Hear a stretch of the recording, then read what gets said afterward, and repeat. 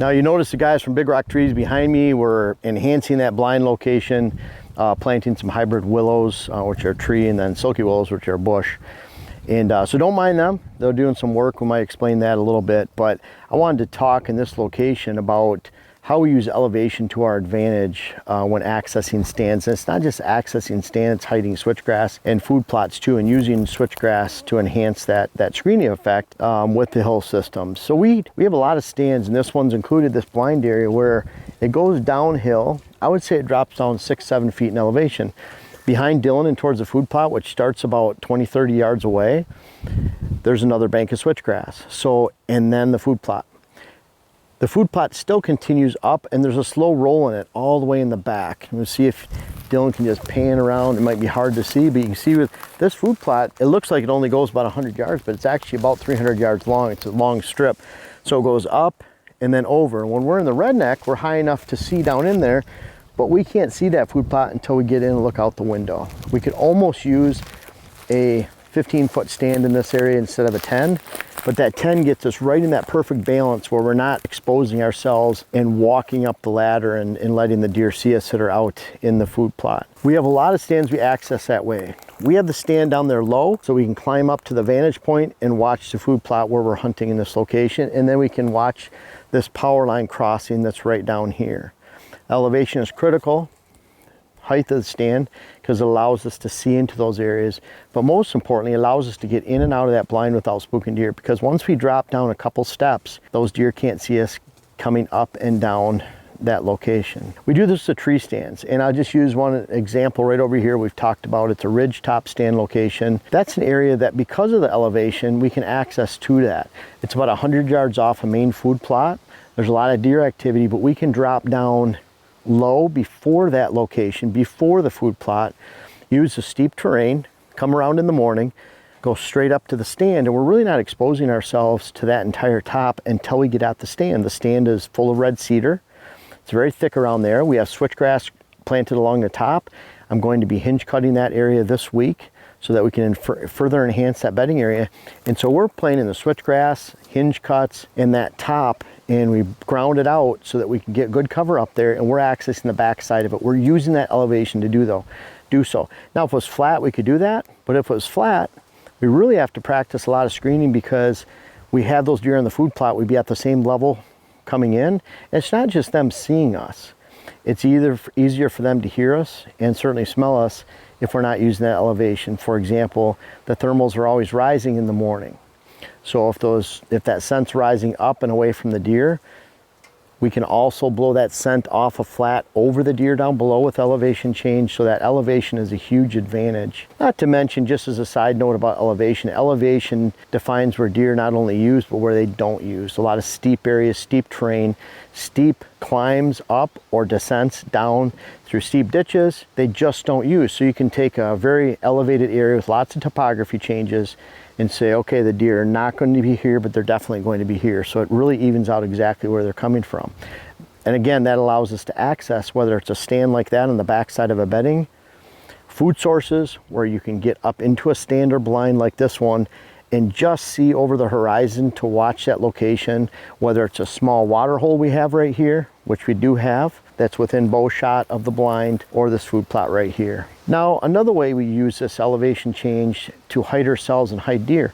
And it's important to hide deer because look at it like we're hiding the deer, because if they're hidden, they're hiding from us. We're hiding ourselves from them. So it goes both ways, whether we're hiding a food source or access. We want to use multiple ways with the elevation changes to make sure we're not spooking deer.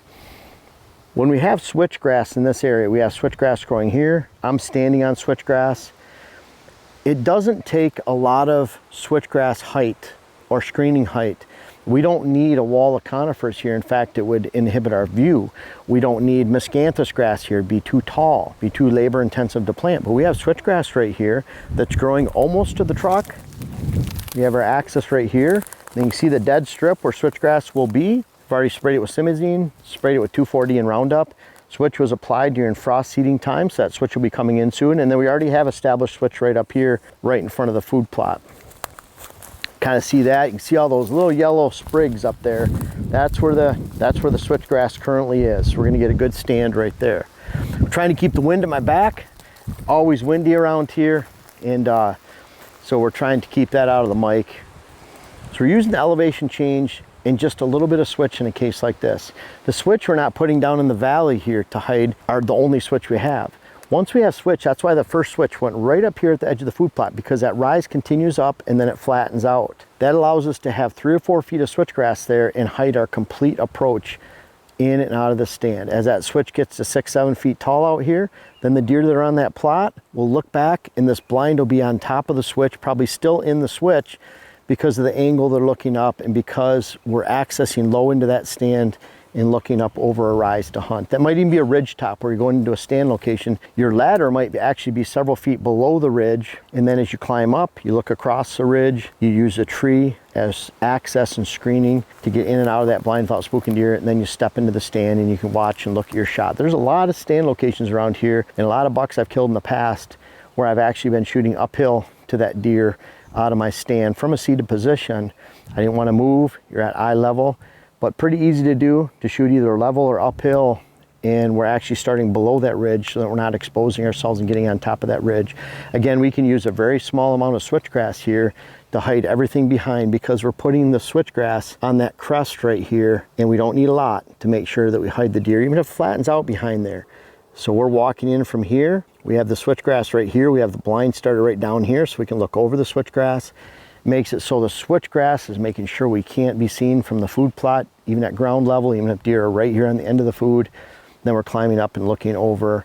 And then one more aspect of elevation where we use elevation a lot as an advantage for our access and departure and hiding deer, hiding ourselves, is the food plot should go on the flat up here. What I mean by that is the second you start tipping this food plot as it's going downhill during the blind, I'd love to use this additional space for food.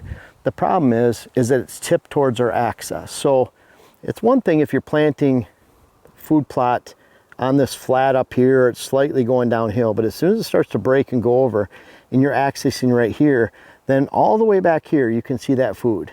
If we had food down here and closer to the redneck, we could see that food from 200 yards behind us as we approach that redneck.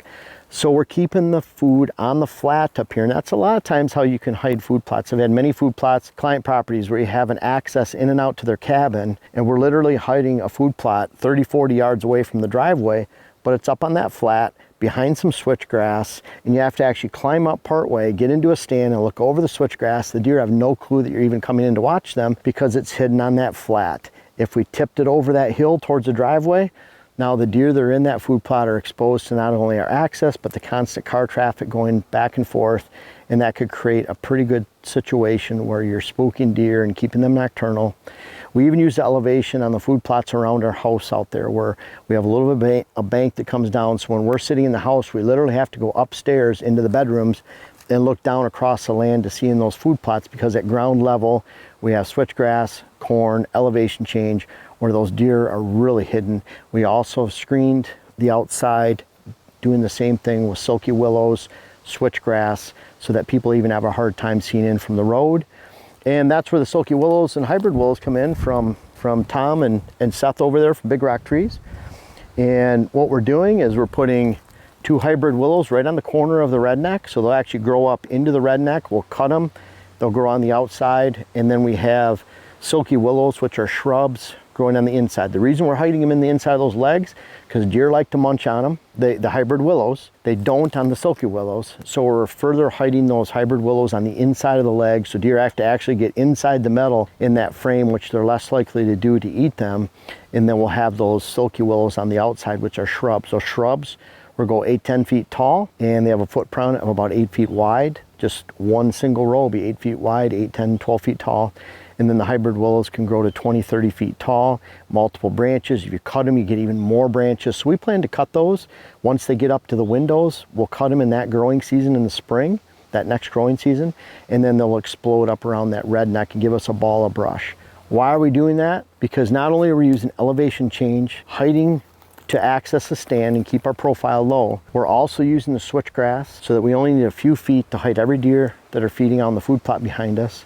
We're also using the elevation change to hide the food on that flat and keep it off of our approach, keep it from facing our approach. But we're also taking an extra precaution, making sure we have a lot of brush and debris around those legs and around the outside of that redneck, so that getting up and down all day and any time, we can make sure that deer aren't spooked, and the elevation plays a critical role.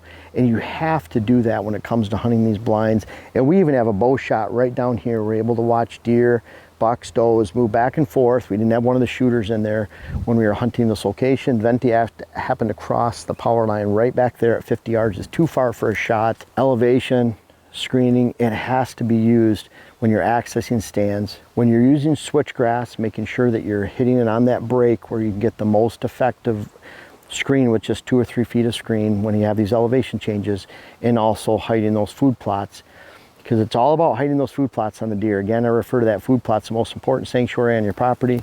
If you're spooking deer off that food plot right there, they're not in these bedding areas right here, they're not using that water hole, and you can ruin large portions of the property by not keeping your food plot secure. So we go through the extra mile to not only use elevation, but also these screenings to make sure we can get in and out of these stands without spooking deer. And that's the name of the game, whether you're hunting food, bedding areas, water holes, mock stripes. You have to make sure that you hunt like a predator and keep the deer from knowing that the hunt is even on this season.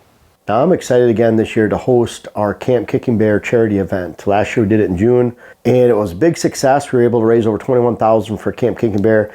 There's some people that actually made comments that they get sick of hearing about this kind of stuff and whatever else. I think they didn't understand that we're actually raising money. This Camp Kicking Bear is, to me, the #1 children's organization that gets kids in the outdoors, their families, especially a lot of kids that don't have the opportunity to do so otherwise.